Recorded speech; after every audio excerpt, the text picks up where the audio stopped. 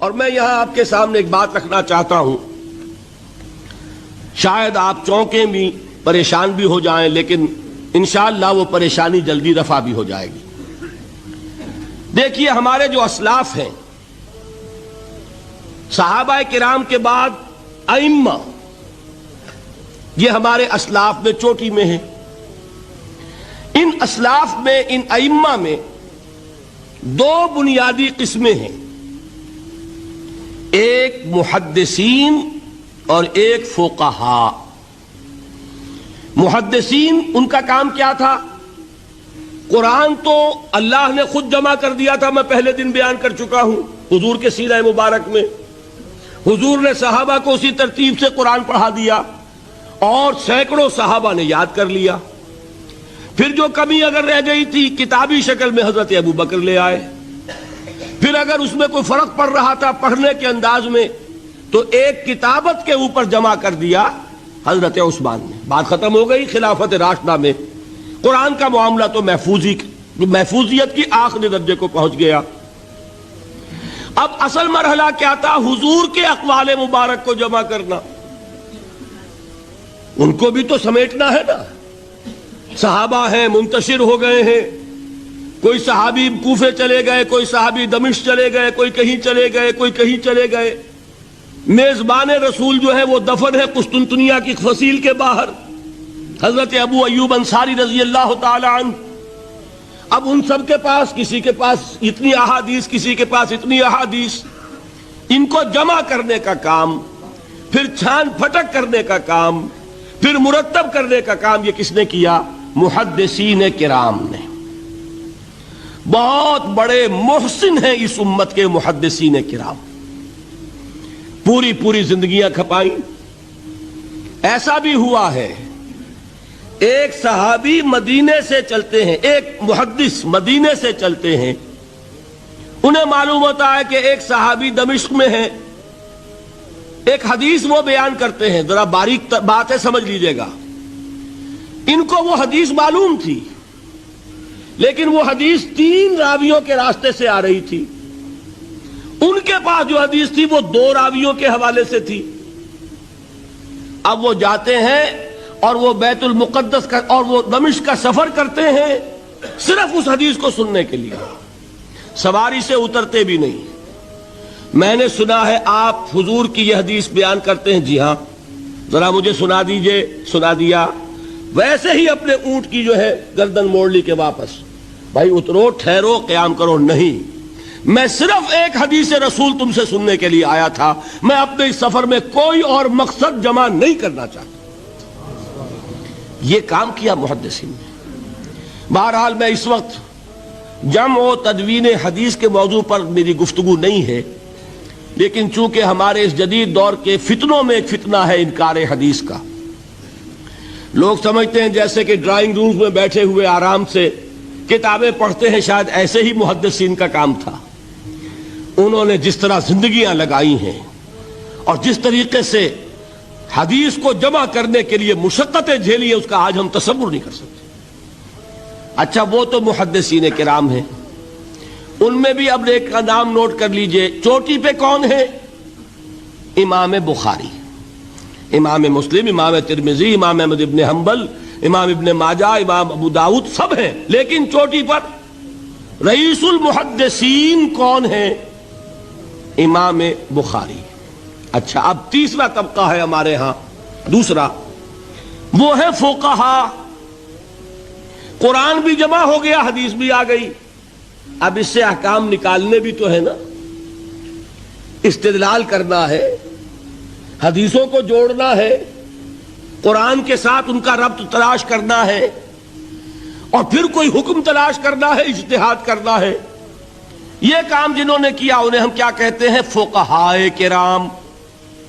اور ان میں بہرحال جو لوگ یہاں جمع ہیں، مجھے یقین ہے کہ وہ اس بات کو تسلیم کرتے ہوں گے کہ ان میں چوٹی پر ہیں امام ابو حنیفہ رحمۃ اللہ علیہ، امام اعظم۔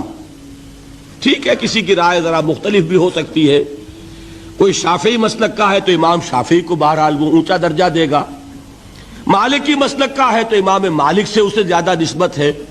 لیکن واقعہ یہ ہے پوری دنیا نے تسلیم کیا ہے کہ قانون کا جتنا سینس امام ابو حنیفہ کو ہے، قانون ایک علیحدہ شے ہے، اخلاقیات علیحدہ چیز ہیں، ایک شے کا اخلاقی تقاضا کچھ اور ہے، قانونی تقاضا کچھ اور ہے۔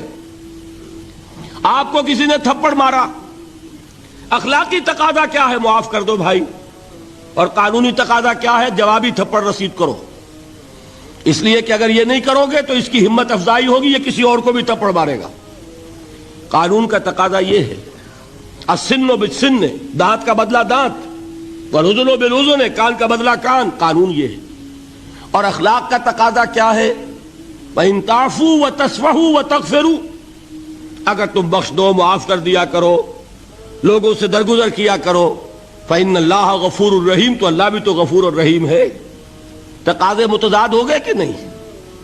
کسی معاملے کے اخلاقی پہلو کو پر نظر رکھنا یہ اور مزاج ہوگا، اور کسی معاملے کے قانونی پہلو کی گہرائی میں اترنا یہ اور مزاج ہے۔ میں اپنا احساس عرض کر رہا ہوں، اور دنیا میں جو بات مانی گئی ہے کہ جس کا نام لیگل سینس ہے، قانون کا ایک فہم، اس میں دنیا کا کوئی شخص مقابلہ نہیں کر سکتا امام ابو حنیفہ کا۔ آپ صحابہ کو ان سے مستثنیٰ کر دیجئے، ظاہر بات ہے انبیاء اور رسولوں کا معاملہ نہیں ہے، تو باقی انسانی نوع انسانی کے اندر امام ابو حنیفہ کا پلے کا کوئی شخص، ان کے برابر کا کوئی شخص قانون کا فہم رکھنے والا آج تک پیدا نہیں۔ تو سید الفقہاء کون ہوئے؟ امام ابو حنیفہ۔ اور رئیس المحدثین کون ہے؟ امام بخاری۔ یہ ساری جو میں نے اس وقت آپ کو تمہید بیان کی، وہ اس مسئلے کے لیے پریشان کن مسئلہ یہ ہے کہ امام ابو حنیفہ کی طرف یہ بات منسوب ہے کہ وہ یہ فرماتے ہیں الایمان قول، ایمان نام ہے صرف قول کا، عمل اس میں زیر بحث نہیں آتا۔ ولا یزید ولا ینقص، وہ ایمان نہ گھٹتا ہے نہ بڑھتا ہے۔ ایک سٹیٹمنٹ سمجھ میں آ گیا نا؟ اب دوسرا سٹیٹمنٹ سنیے، وہ ہے امام بخاری کا، رئیس المحدثین کا، الایمان قول وعمل، ایمان نام ہے قول اور عمل کے مجموعے کا، قول اور عمل دونوں چیزیں ایمان میں شامل۔ وَيَزِيدُ وَيَنْقُصُ، وہ گھٹتا بھی ہے بڑھتا بھی ہے۔ ایک مسلمان کو پریشان ہو جانا چاہیے کہ نہیں؟ ایمان جیسی بنیادی بات، سارا قصر تو یہیں سے تعمیر ہونا ہے، جڑ بنیاد ایمان ہے۔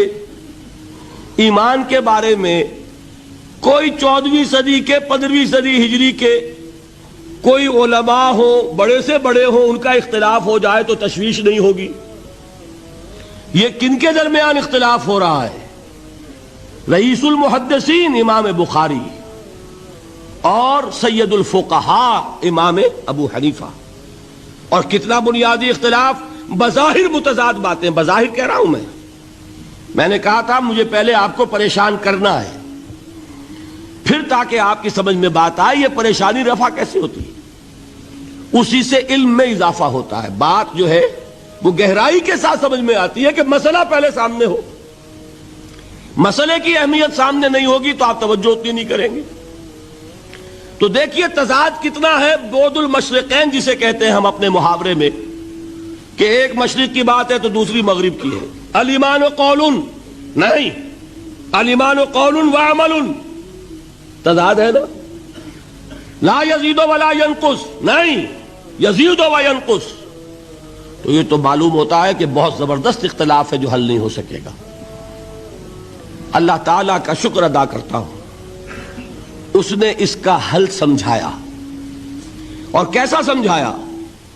میں پورے انشراح صدر کے ساتھ کہہ رہا ہوں، اس میں کوئی تصنع نہیں، کوئی تکلف نہیں۔ میرے نزدیک دونوں باتیں 100% درست ہیں۔